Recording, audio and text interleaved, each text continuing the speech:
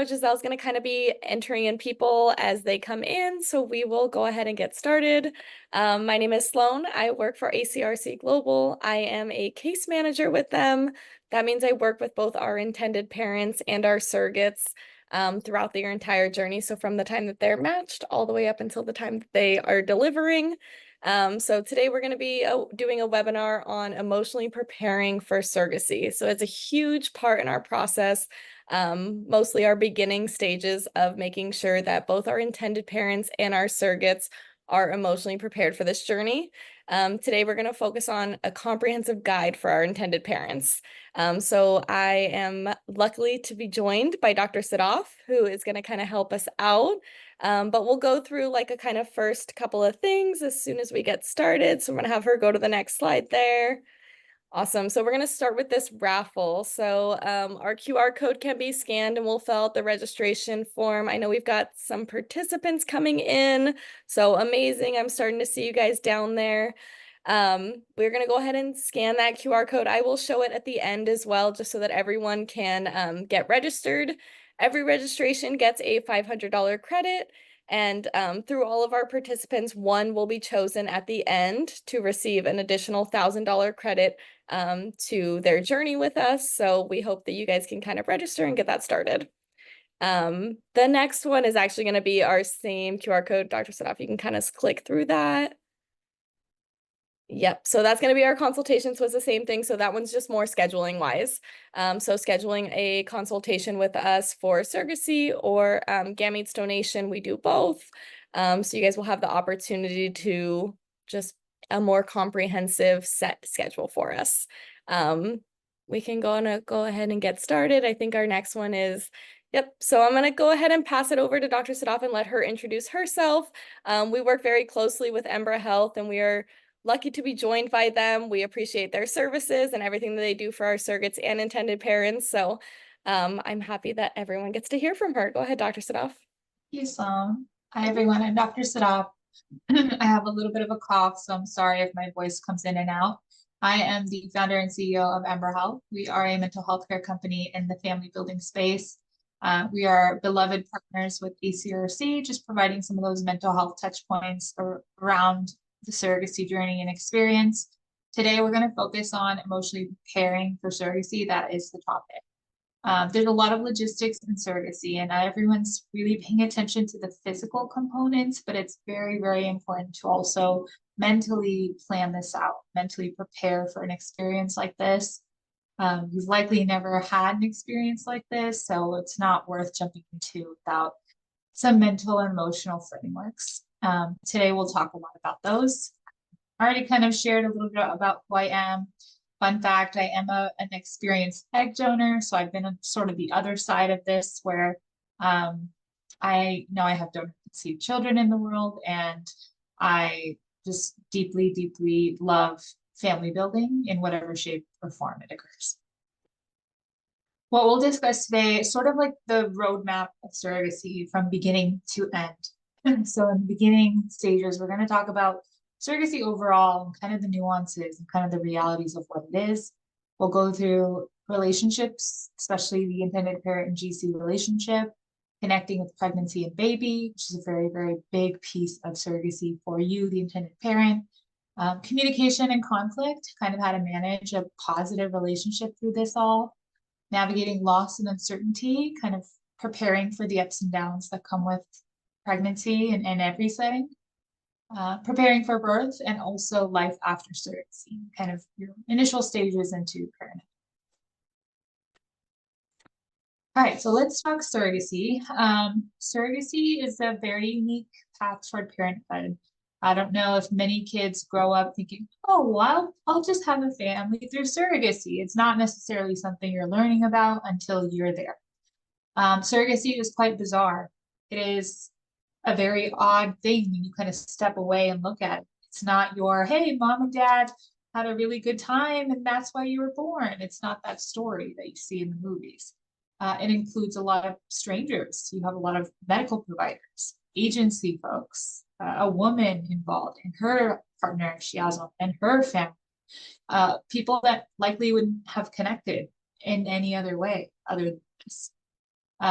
at the end of this experience, it's for your family building, but you are handed your child.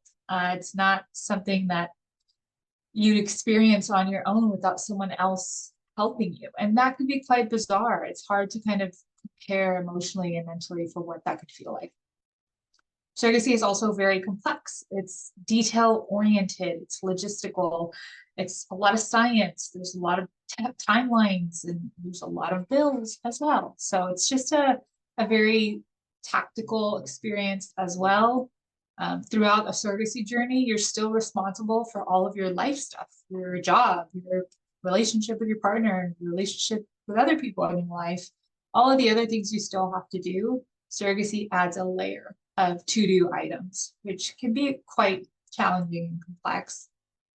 It's also that idea of like having to tell people and those awkward conversations, and even, if you're someone who is coming into surrogacy, having your own experiences with challenges in conceiving, you're coming with your trauma, you're coming with your pain. That's not necessarily going to feel very nice when you're thinking about the most exciting thing about to happen for you. All that said, surrogacy is magical. It's really something hard to explain unless you've gone through this experience and you've, created a family through surrogacy. It's so otherworldly for many. Some people will call it very surreal. There's somebody in this world, this huge planet, that has said, hey, I want to help you have your child. And I will do that with my own physical body. I will sacrifice my time, my life, my family's desires, whatever I need to do to help you. I mean, that's immense. Outside of that, your baby is cared for on a molecular level in this path toward parenthood. Like in the medical appointments, your earliest doctors with your RE and everyone else involved, they care about your baby's well-being down to the smallest atom, which is pretty incredible for a story, right? You telling your child, hey, there were so many people invested in bringing you earthside for us. And, how loved can someone feel from that? A baby enters your arm at the end of this experience. And for many people, that would have been or is still such an impossible idea that, wow, we could actually have our baby. We could actually have a child, have a family. So for those reasons, I mean, all of the other stuff is quite true, but surrogacy really is a beautiful, magical, amazing experience that is, I'd say, always worth it, depending on kind of how you're emotionally preparing for it. Building a healthy IP and GC relationship. This is a big topic because, again, this is like who is going to help you build your family. And there's levels to this. You don't necessarily get to find and pick your perfect person that you're cooking up in your head of like, she would be this tall and she looks like this and she does this. Families like this. That's not necessarily what you want to focus on. You want to focus on who you are, who you and your partner are, if you're married or together, and what type of person would fit this dynamic well, because it's a partnership. It's a long-term partnership. You want to make sure you can have conversations, communication as well. There's little risk for conflict. The match meeting, when you do have your match meeting, you really want to think about, okay, what do I need to know here? You've already seen her profile. You've seen that she has 3 kids. You've seen that she does this, does that. What are aspects of who she is and who we are that it's important to uncover at this meeting? The relationship foundation is also important. So who are you to each other? There's different levels of surrogacy relationships. If you're an intended parent who this is the only way to sort of achieve your family building dreams, maybe you're not so interested in the relational component for whatever reason, culturally, because you have a busy life, because you're coming in with your own pain, that a close relationship with your gestational caregiver might not be what feels best. You might be at the other end where it's like, no, I want this person to be family. I want them to be in our lives forever.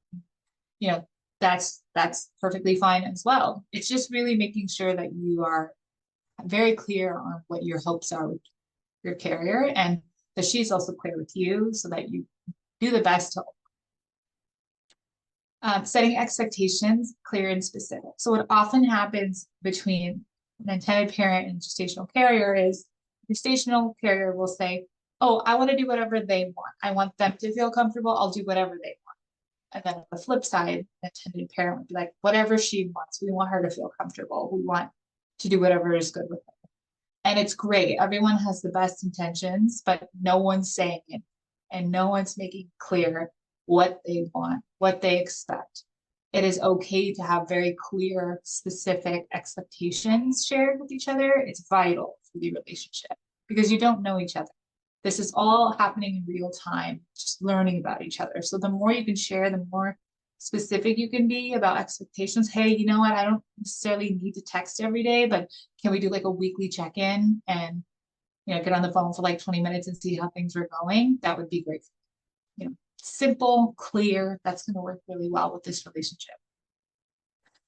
Communication preferences, so kind of touched on that already. Are you someone who needs to have a design on communication? I would love a daily update, even if it's nothing major. Or are you someone who's willing and open for an organic build? You know what? You don't have to text me until you feel like there's something to share, and nothing is off limits. Text me whenever you want. You can think about this ahead of time. And even if you're currently in a match, you can still revisit this conversation of like, how's our communication? Does this feel good? I actually would prefer if we spaced it out a little bit more or like chatted a little bit more in between. Can we do that? So being clear on communication is important as well. That's really the basis and the whole like foundation of your surrogacy relationship. So you don't want that part to get complicated or messy. Conflict resolution. At least in the way that we like to talk to intended parents with Embra and with our suggestion, it's important to kind of make a plan about this. Conflict's a big word. You're not necessarily running into big conflict, but someone's going to have a bad day. It's a long journey ahead. And should someone have a bad day, read a text wrong, maybe they hear something from the agency and they're like, oh, wait, why didn't she tell me? Why did the agency tell me? Or something like that. Someone's going to rub each other wrong. And in those moments where something's bothering you, you kind of want to know how the other person would want to address it. And you'd want them to know how you want to address it. So, hey, I'm someone who wants to get on the phone and talk about it right away. Is that okay with you if we take that approach? I'm someone who needs a little bit of time when I feel bothered or stressed. Like I'll let you know, hey, can we circle back on this on Monday? I just need a little bit of time. Or are you going to want the agency to intervene on your behalf more often than not? So, hey, should something be wrong, I'd rather have the agency be our middleman and hopefully they can find a solution. It's just being clear about what feels good for you. Sloan, maybe you can jump in here. So like conflict resolution is a good one to touch on. How does it look on your side, being the agency side, when someone's having a bad day, maybe in the early stages of their match or kind of in It the definitely journey? happens, right? It happens to Yeah. everyone with the journey or without it. It happens to everyone. So I think that having the agency be that middleman is a great tool to utilize in that situation. Being able to say, hey, I didn't understand this. And I think it's a big thing too with a lot of language barriers. There can be some sort of back and forth where it's like, hey, maybe I read this wrong, or hey, maybe I understood this wrong. Can you just clarify? Having an extra person to kind of bounce off of is super just helpful. And I think too, not only knowing what you want, as you kind of touched on, is super important. Being able to communicate what you want is so important, but it's also such a hard thing to do. It's awkward, the relationships when you start and begin, right? Everyone wants to kind of please each other. Everyone wants to make sure that they're doing the right thing and having a good relationship and talking about the things that are maybe not as popular, maybe some opinions that aren't as, fun topics. It can be hard to communicate those things. So having the agency who can help walk you through those steps, we definitely will help in those instances, right? You may be able to connect with your surrogate on a level of, yeah, we'd love to communicate every day, or we'd love bump pictures, or maybe we want, updates from the appointments, or maybe we want to go, all of those different things. But when it comes to things like, hey, maybe let's talk about termination, or maybe let's talk about selective reduction, things like that, where it's a more difficult topic. Making sure you know where your stance is important, but being able to communicate it to somebody, whether it's us or your surrogate or you in that instance, it's just super important to be able to get your point across at some point. Yeah, and I would say too, especially if you're working with a surrogacy agency, there's just a lot of hands in the kitchen, right? Like there's your providers, there's your surrogate, there's your agency, there's another person at the agency. There's a lot of people involved in this group text, um, hypothetically. So the agency can be your first space for anything. That's kind of what they're there for. Like, okay, something with the scan, something with this appointment, something happened in our communication. Touching base with agency could be kind of the best way to navigate what else needs to happen.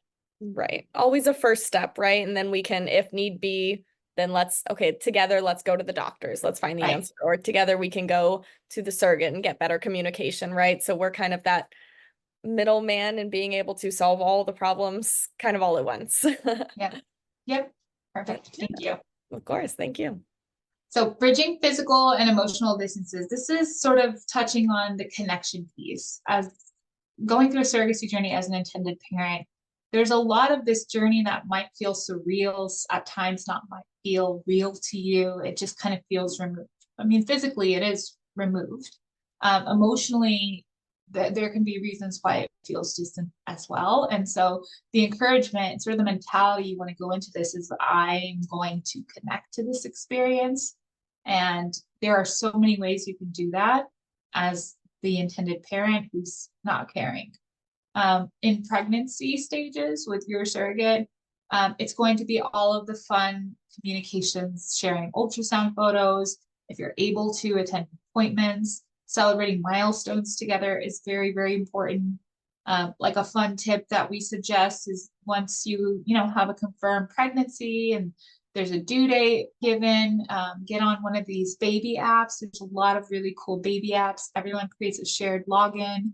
And as soon as your baby hits 12 weeks, everyone gets the notification that's like, hey, your baby's the size of a bean and they're growing fingernails. And it's just this nice way to connect everyone on what is happening in pregnancy. As an intended parent, especially if you've experienced your own loss, it's hard to get excited about what is sort of on the other side of the pregnancy.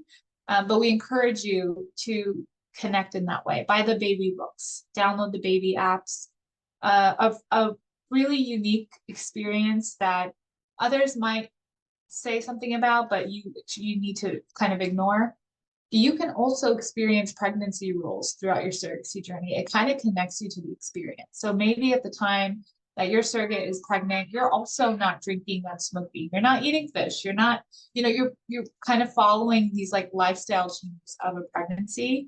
And that could be a really nice kind of healing way to connect to what's happening. With your baby, again, it's a tricky, bizarre situation, right? Like if you are not using gametes and, this is your own egg, your own sperm, and between you and your partner, that's your child, but your child is being carried by someone else. So like, how do you connect to that baby?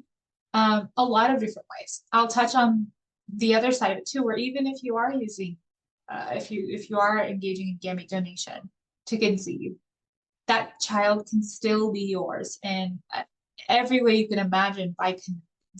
One of the main things we recommend ahead of time is pick a baby nickname. Pick a nickname that is going to be the you use in all conversations with your surrogate, with your agency, with your child. It includes them in the picture.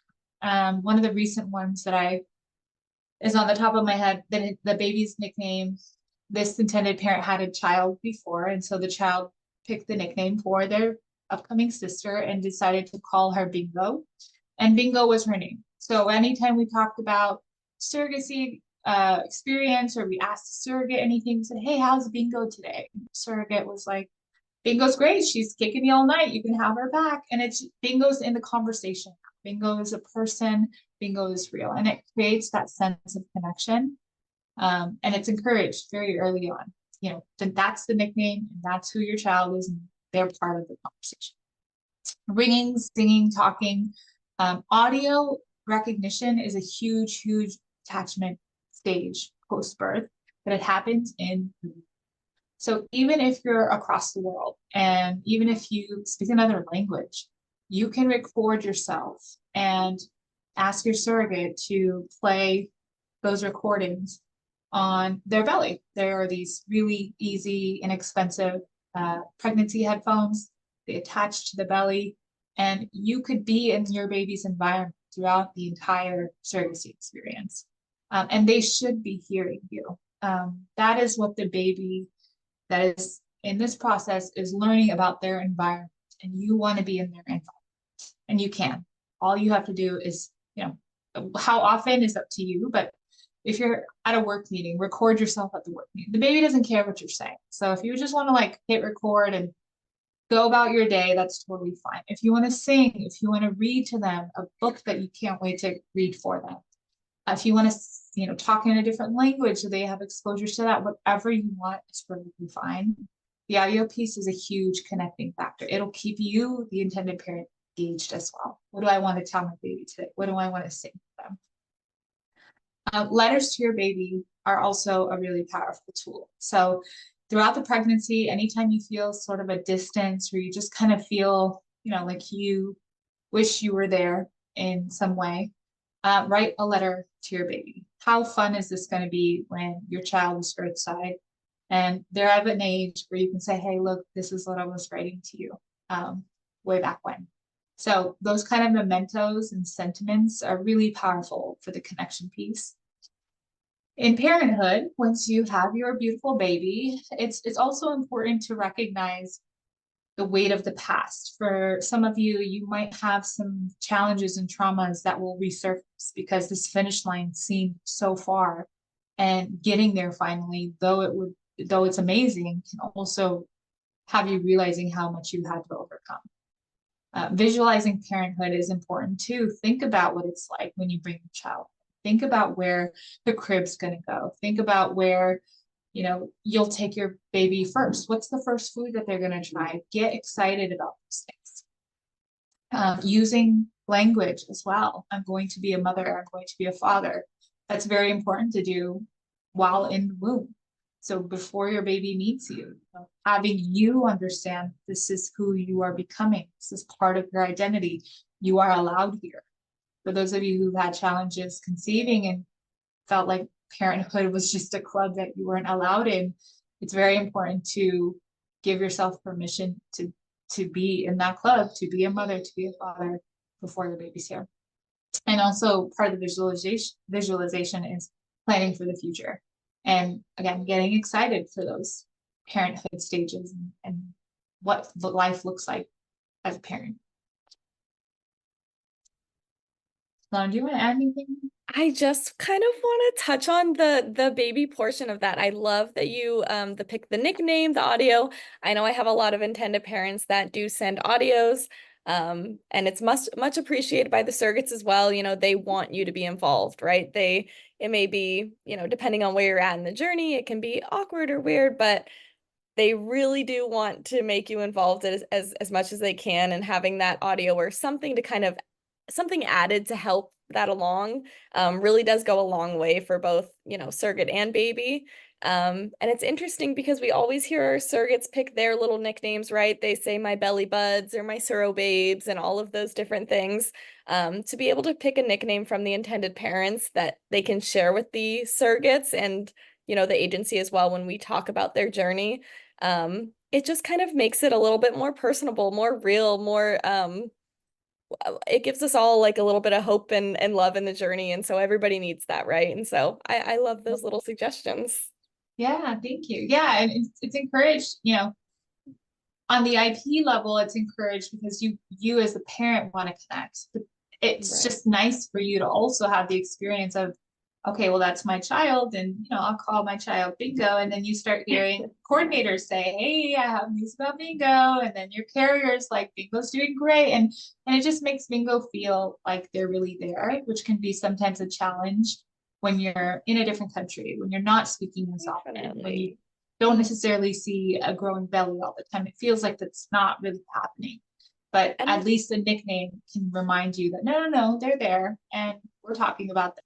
They're part of our it can life. be tough too when so much of this is a scientific point of view, right? There's so much science in this. There's so much medical talk and appointments Yeah, and things you need to do in that sense. So when you bring some fun into it and some love into it, it really does make a difference. So that's yeah, awesome.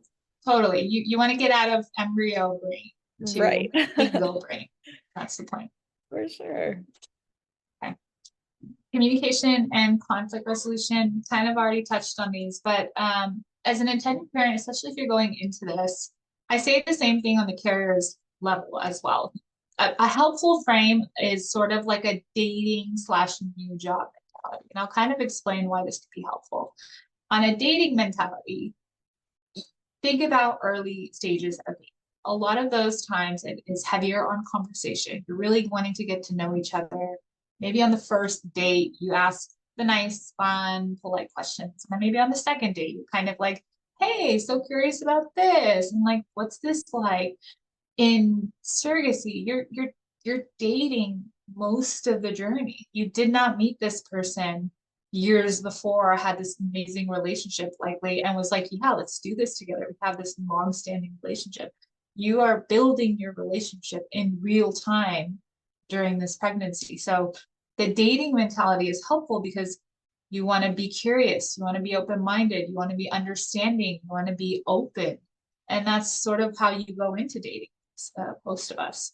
The new job mentality is also helpful to kind of use as a framework because there's this shared goal at the end of this, right? So there's those dynamics of, hey, we're all here working together and you have responsibilities and I have responsibilities and we're never against each other. We're sort of working toward a common good. So the new job mentality can put some structure where the dating mentality doesn't necessarily have the structure. And so those two kind of merge is a nice way to go into this, that like you still, as an intended parent, have to be an active participant in building relationship, in communicating. It's still your job. You would do it in any other setting, trying to get to someone. We talked about the communication protocol. So what feels good? Do we need to have structure around communication, or are you okay with it? Are you also okay with it changing? Maybe we do have structure and we're like, hey, you know what? We're so busy. Like, let us know when the next appointment is. And that's fine too. It's just being clear, vocal. To Sloan's point, you may know what you want, but you have to say it out loud to somebody so that it actually looks the way you're hoping. Assertive and open-ended questions, these are wonderful. This kind of goes back to the dating mentality. You don't want to ask too many yes or no questions. It's really limiting on the information you get back. So if you can open up those questions, hey, how are you feeling about this? What are your thoughts about this? Where are you at with this? That is a really helpful way to get a lot of information. Where in another setting, if you said, do you like this? You get a yes or no. There's nothing else coming. So trying to be open in how you ask questions, evoke conversations, your carrier, even with your agency, with everyone, it's just going to get you more information. So that's a good way to go. Identifying stress points and discuss ahead of time. If it's you or if it's you and a partner, you kind of want to think about, okay, what would really stress us out in this experience? And it's hard to know what you don't know, but some of the common ones to think about are like, hey, would we get stressed out if our carrier missed an appointment on accident? Mm. Would we be stressed out if she like didn't text us back for like a day or two? So you want to think about what would be some of those stress points so that you can kind of have a plan ahead of time. It also helps you be clear about your expectations. Hey, if we don't hear from you after texting you and it's been 2 days, that will concern us that we might go to the agency to see what's going on. So just as a heads up, if you can just even quickly reply, that would be, and that kind of helps everyone understand, again, expectations. We talked about conflict resolution, but enacting this plan when needed is important as well. So let's say communication is changing throughout the journey. It's not quite feeling right anymore. Ask for a check-in. Hey, can we check in about how things are feeling, how communication is going? Utilize your agency for this. If you have good rapport with your carrier, just engage with your carrier and say, hey, do you want to check in really quick about how things are? And just constantly do those until it feels pretty stable, pretty aligned on, like I said, dating mentality. If something's going off, you kind of want to get ahead of it and talk about it and explore it and understand it before it goes all the way off. So, do you want to add anything here in just terms of being the agency part of this? Just to kind of touch on the stress points and communication and things like that, I would like to say just at some point it's everybody's human, right? And so sometimes, we do miss a text or we do miss an appointment, and as you would, right, if you were going through appointments and all that different type of situation.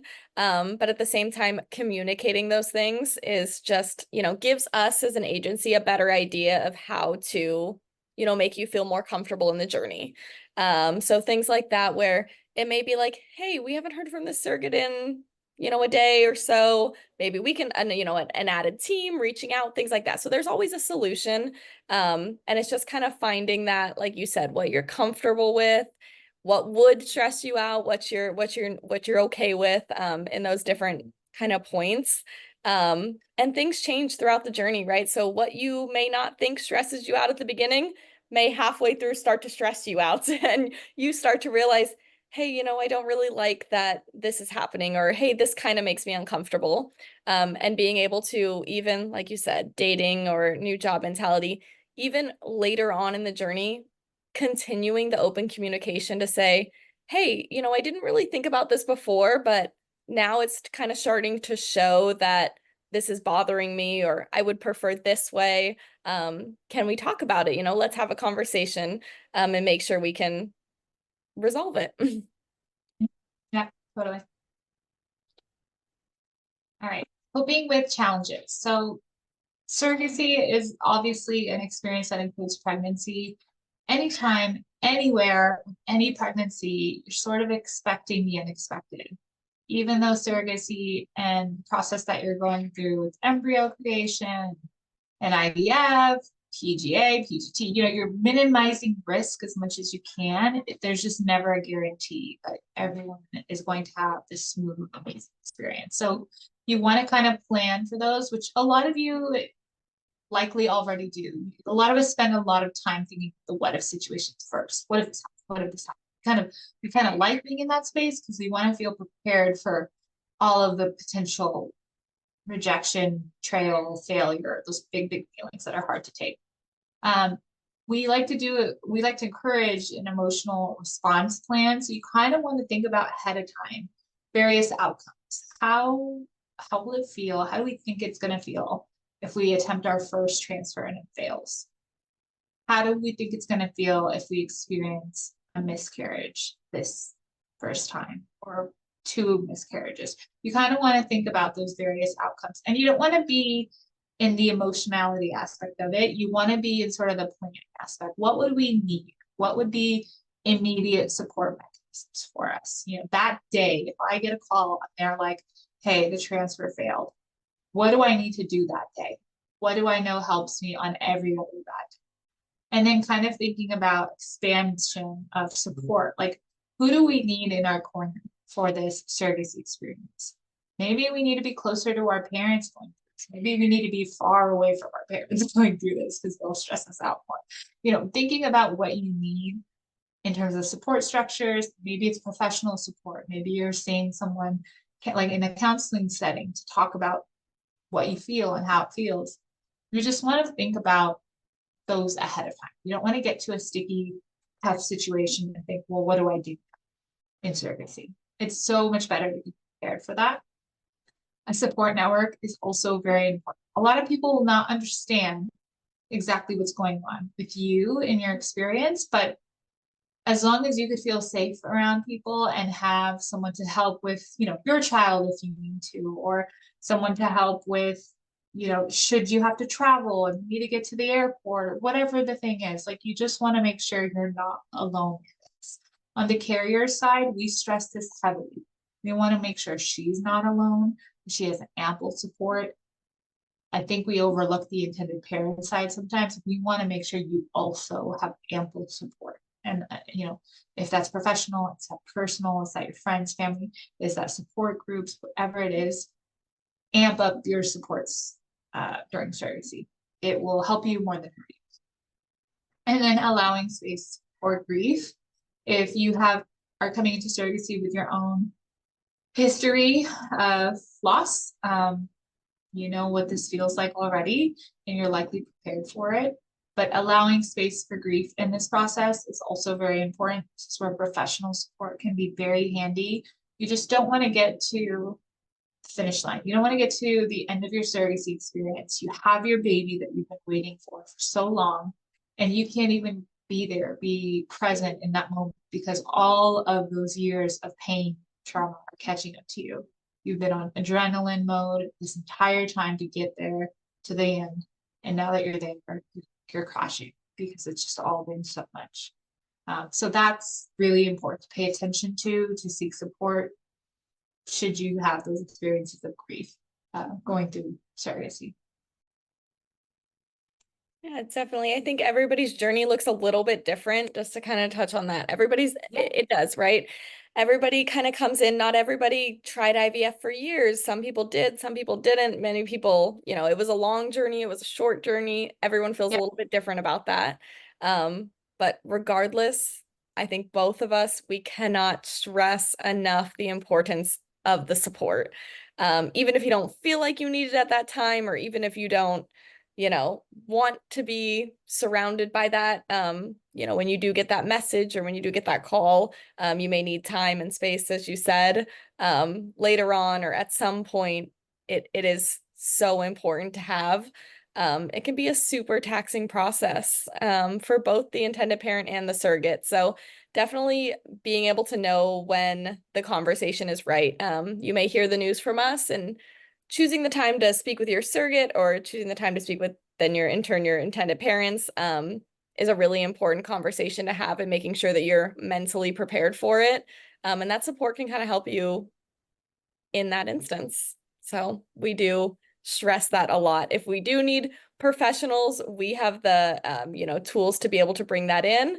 But family and friends are always our number one go-to that we want to stress is so important to have in your life during this journey. Yeah. All right, preparing for birth and parenthood. So you likely have, I imagine this happens with your coordinators, but you likely have a pretty extensive like birth planning, meeting closer to birth when you're in your surrogacy experience. However, on the very front side of your experience in the very beginning, you still want to kind of think about that aspect of this whole journey. That is the pinnacle of this entire thing. What does the birth process look like? And it'd be helpful for you as an intended parent to conceptualize that day look. Is it us? Are parents going to be in the room? What about her? Like, she has kids. Do we want her kids in the room? What would feel comfortable?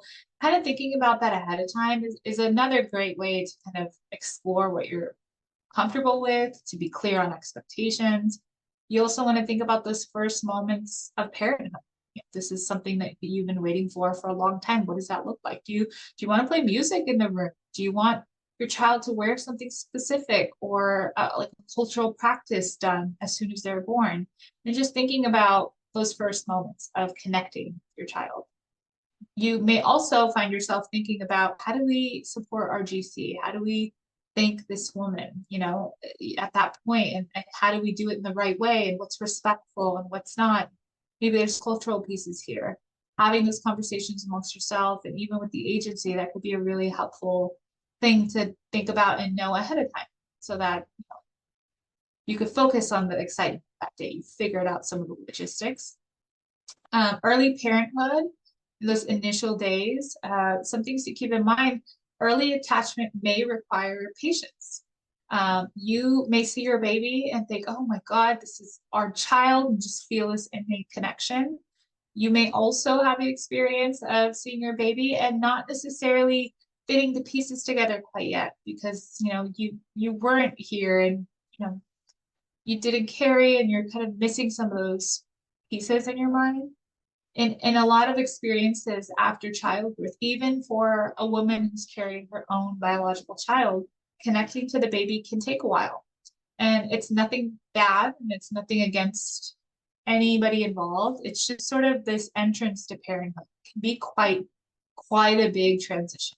So being patient about that is really, you may also consider that you're likely not in your preferred environment. You know, if you're traveling from another country and you're staying in an Airbnb or a hotel, that's where you're bringing your baby home. That's maybe not the ideal setting that you thought about, right?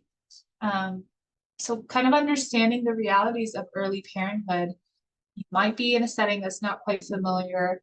You might not necessarily feel the things that you expected to feel, and that's perfectly okay. That doesn't necessarily indicate anything's wrong.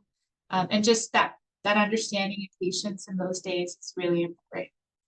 This is not everyone's experience, obviously, so it might be just the greatest day and the greatest moment and the connection is there. I'm just highlighting that should you feel different than what you expected, that's not bad, that's not abnormal, that's perfectly okay. In many cases, others also feel that way. So it's a build. Did you want to share anything there, Sloan? I think you touched on it great. You know, everyone's experience is different. So definitely being able to see it from all sides is just keep an open mind, right? You never know, you may have expectations and things like that, but you never know what it's really going to be. And so just to keep an open mind and seek help and support if need be. Yep, exactly. Honoring your experience. This is sort of this phase of life after surrogacy. You have just gone through quite if you're sort of on the other side of this. But at the beginning stages, if you are new to a journey or starting to think about a journey for yourself, you want to think about how to create significance and memento here. Creating a space for keepsakes, for photos, journals. How do you want to remember this experience? Maybe it's hard for you to connect to surrogacy for whatever reasons, and you find yourself distancing a little bit from the process. What are small things that you can keep or that you could build for this narrative of your child's life? Recording a video log is something that we encourage whenever you feel the need or want to, right? Recording yourself at different moments of the experience, of sharing how you feel, sharing the good, sharing the bad, sharing the ugly, whatever it is, just kind of documenting your experience and giving yourself permission to feel okay. This can be a wonderful way to like create the memory. It doesn't have to be the best positive. Still want to cherish whatever your experience is. Celebration is also important. So creating an event that celebrates the day you became a parent. For many, you know, obviously it's the day your child is born, but it sometimes can feel quite special where maybe it's the day you came home, right? Maybe it's the day you brought your child into your home, into their nursery. That really marked it for you. That like, whoa, this is it. Like we are a family and I'm a parent. Maybe that's the day, that's your parent. That's the day you get to now bookmark and celebrate as this sort of emotional celebration. We encourage that because there's a lot going on your child's birthday. But you as a parent have overcome so much. So we really push for you to celebrate your experience as well. Honoring your GC, this can sometimes look like a gift or a small celebration, you know, whatever feels right there for you, to just sort of feel like you can give thanks in the way that feels best for you to her participation in your family building.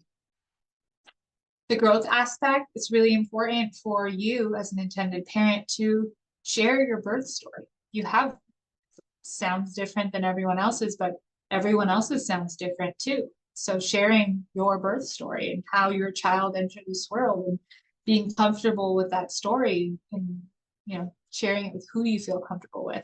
That's an important piece of this as well, and connecting, embracing what surrogacy has achieved for you. Writing a letter to pre-surrogacy you. So the journaling and the writing, these are very, very therapeutic in nature, which is why we'll encourage you to put pen to paper or type something. Write a letter to the person who was way over there, who was so scared or who was so excited, or who was so nervous about what was happening, and let them know how it is and let them know how you feel and what life is like now on this other side where you thought, hey, am I ever going to get there? So writing a letter to you before your baby is a very powerful tool as well. All right. That's how I've sort of roadmapped this entire experience. I have a Q&A ready, but Sloan, let me know if you want to add anything. Yeah, no, I think that was great. All of the different milestones, right? We want to make sure we recognize those for both sides, right? Anytime our surrogate is cleared or our surrogate goes through, a big appointment, we always are so excited, right? We want to make sure that the intended parents recognize that importance on their end as well, right? They may not be present in physically, or they may not be there to join in and celebrate, but to do that themselves is super important, just to make sure that they're feeling involved. And I love the day you become a parent and making sure to be able to celebrate that. It may be, your embryo transfer day, it may be, different things like that. So definitely just making sure it's special for yourself and your family, and whatever feels right to you, to be able to celebrate even the little wins, right? And when we make it to heartbeat confirmation, we should celebrate that. When we make it to, halfway through, we made it past first trimester, we should celebrate that. So definitely all the little wins is super important in the journey. Yeah, for sure. We can definitely open it up to Q&A. I know we had a few join us kind of later on, so I did put in our chat our link to register so you guys can join our raffle. We'll be doing that in just a little bit as well, but we'll just kind of leave it for a second. If anybody does have any questions for us, we will see. Oh, there is one. I can read it. So hello, me and my husband are thinking about surrogacy. Thank you for the webinar. My question is, do you have any tips on processing the feelings of detachment or anxiety due to the distance between us and the surrogate and our baby? We are not from the USA. We'll let Dr. Sadaf kind of answer that. Yeah.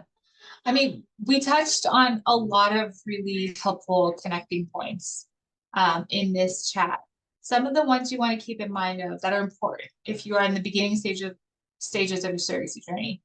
Who your carrier is will matter. If you have a desire to have a sort of specific type of connection, where even if we're across the world from each other, we're talking often, I want her to know about our lives, I want us to know about her life, that could really be something that you prioritize in who you're matched with.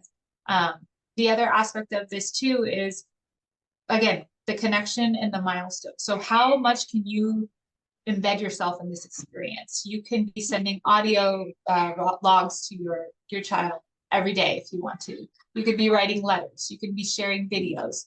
You could be, decorating the nursery this entire time. There are so many ways that you can actually connect to this experience, even without touching on your carrier, even without talking to her, if that's not necessarily the preference.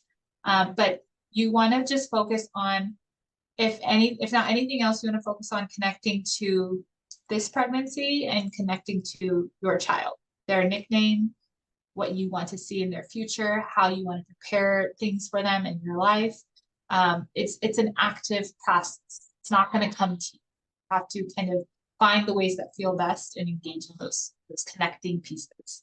And it can be as creative as you want. Maybe you have a specific, maybe you're a painter and you want to paint and create artwork that's embodying how you feel throughout this experience. That could be how you connect to the pregnancy, to this whole thing. If it's unique to you and it works, it works. Perfect. Awesome. Thank you. Yeah. And I think, just thinking about attachment and anxiety and all of those things, although you may not be carrying, right? Everyone feels that in all of their pregnancies, right? That's always going to be, those are general feelings that, they're not abnormal. Everyone feels them. And just to keep that in mind and do all of those little helpful tips along the journey is, something that can just help ease your mind for the time being. So very helpful. Yeah, a lot of the experiences of, to Sloan's point, these are normative experiences for pregnancy. It doesn't necessarily matter who's carrying. Everyone involved in this process is nervous, anxious for the next appointment, wondering what's happening. Oftentimes, women who carry don't necessarily feel connected, even if there's their child is in their belly. It's just a very unique thing for everyone. So the intentionality aspect is how you played, feeling quite deep. Awesome. All right. Thank you for Um, asking for sharing that as Thank well. you, of course. If we don't have any other questions, we do have a few more slides, so if you guys do think of anything, please feel free to continue to put it in the chat, but we can kind of move on. Let me see what we just, yeah, we appreciate everyone coming in. Again, with our agency, I have that link below that you guys can go ahead and enter the register. I know a couple did come late, so we will announce our winner in just a little bit. Giselle will send some emails to everyone who joined us, and you guys will get all your prizes and fun things. And we hope to schedule consultations with, everyone from here on out. Dr. Sadaf is someone who, once you are a part of the journey and do get matched and things like that, we do send everyone kind of her way as well, so that she gets a consultations with our intended parents and you can ask more in-depth questions and just, finding the best way to go throughout your journey. So we appreciate you all joining us, Dr. Sadaf. I appreciate Yeah, you coming in and sharing your knowledge with us. yeah. Thank you.